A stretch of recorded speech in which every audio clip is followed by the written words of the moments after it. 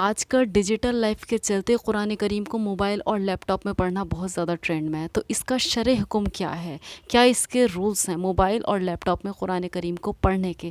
اس کے بارے میں آج ہم جانیں گے، جس کا فرسٹ پوائنٹ یہ ہے کہ موبائل، لیپ ٹاپ وغیرہ کی اسکرین پر جب قرآن کھلا ہو تو اس کو بغیر وضو کے ہاتھ میں لے کر تلاوت کرنا جائز نہیں۔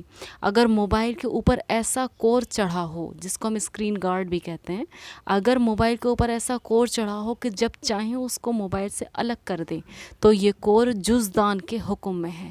اسکرین پر قرآن کریم کھلنے کے باوجود بغیر وضو کے موبائل کو چھونا اور ہاتھ میں پکڑنا جائز ہے، لیکن اسکرین پر ہاتھ لگانا جائز نہیں۔ اور اگر موبائل کے اوپر ایسا کور چڑھا ہو کہ وہ موبائل سے الگ نہیں ہو سکتا، تو یہ کور جزدان کے حکم میں نہیں ہے۔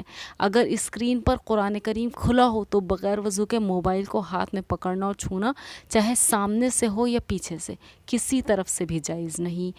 اگر موبائل کی اسکرین کھلی ہو اور قرآن کریم اسکرین پر نظر آ رہا ہو تو اس کو جیب میں رکھ کر بیت الخلاء جانا جائز نہیں، اور اگر موبائل کی اسکرین بند ہو تو اس کو جیب میں رکھ کر بیت الخلاء جانا جائز ہے۔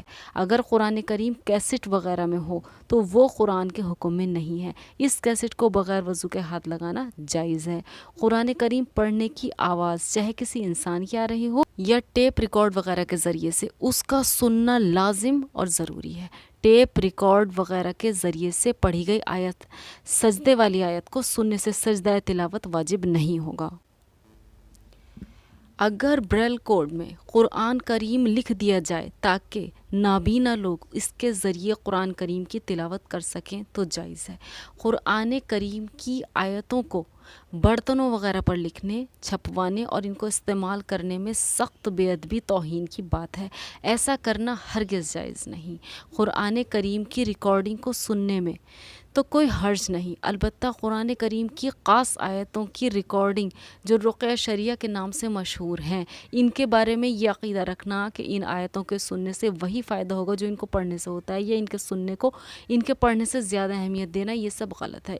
اس پر نکیر کرنا ضروری ہے۔ اگر کسی کو فائدہ ہوتا ہے تو وہ ان آیتوں کے سننے سے نہیں بلکہ اس کے وہم اور عقیدے کی وجہ سے ہوتا ہے، کیونکہ اکثر اوپری بیماریوں کا تعلق وہم سے ہی ہوتا ہے، اور یہ وہم جس چیز سے بھی دور ہو جائے انسان کو فوراً اس کا یقین ہو جاتا ہے۔